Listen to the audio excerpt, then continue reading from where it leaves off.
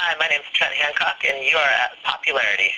How do you feel that the Ghost Birds EP has been received so far? So far, it's been received really well. I'm actually really excited. And I've played now 3 shows on this tour with Ernie Halter and Tony Luca, and every one of them has been a sellout crowd, and it's been received very well. Is there anything that you've learned yet from this touring experience? I've learned that I need to tour a lot more. This is my first tour, and it's a completely different experience from anything I've ever done. You know, I've played a lot of one-off shows, and I've played a lot of shows in bars and by myself here and there, and nothing can recreate that experience that it is when you're on a tour and when you're somewhere new and playing for a bunch of people you've never played for before. It's a really unique and fun experience, and I'm definitely liking it a lot. So, could you pick a couple of highlights about the EP and tell us what they mean to you? Okay. A couple of highlights. My favorite part of this EP is that I got a chance to write with a lot of friends and collaborate on a lot of these songs. For instance, the song Veil was a collaboration with 2 of my good friends that are from Australia, Kai Brown and his brother Rowan Brown. And I got to go visit Kai's family in Australia with Kai 2 weeks before recording in LA. And while I was there, met up with his brother, and he had this melody on guitar that he had worked out. And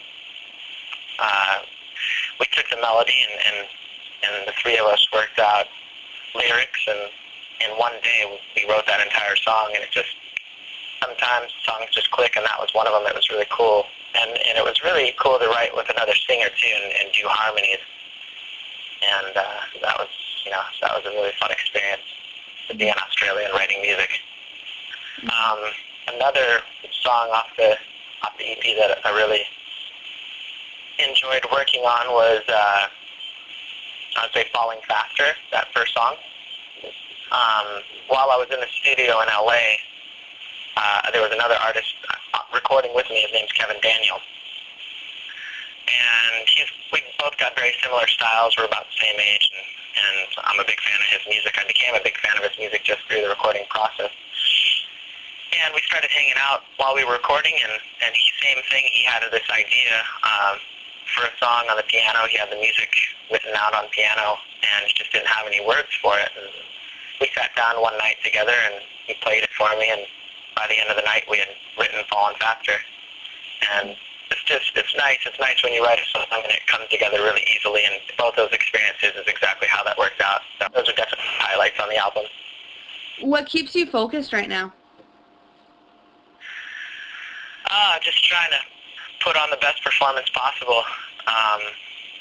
When you're on the road, especially when you're touring by yourself, there's a lot of pressure to nail the performance, because if you mess up, there's nobody to blame but yourself. You know, not that I would do that anyway if I was the band, but it's a big representation, especially when people are hearing you for the first time. So I try to perform as best as I possibly can, and been working really hard on nailing each performance. What would you say you've learned about yourself musically and personally throughout the creation process for the EP? I've learned how important it is to prepare, you know, how important it is to practice. I'm very independent, and it's very easy to think, oh, I've been doing this for a long time, I've got it, I don't really need to practice. You know, these are my songs. How can I screw up my own songs? But when you go out and you go on tour and you perform live, and you go in the studio and you record songs, you only get one chance to do that. You don't get a second chance to play for somebody for the first time, honestly. You don't get a second chance to record a song that's going to represent you. So just all the preparation that it takes, I've learned that it takes a lot. And luckily I've teamed up with a lot of really good people and a lot of good mentors along the way to help me.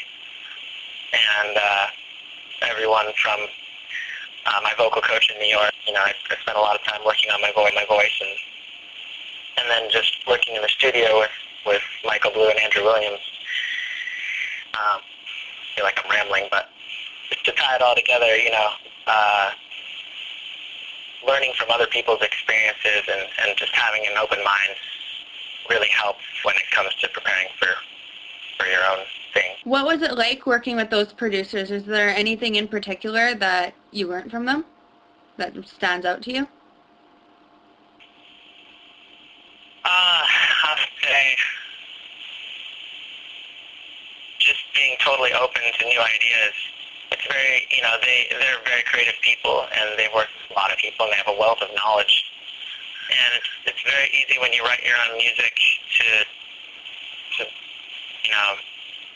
to hold your music,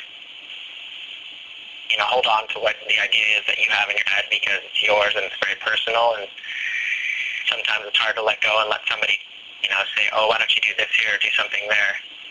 So it's the most important thing is just having an open mind, and that was a big thing that I learned in the process.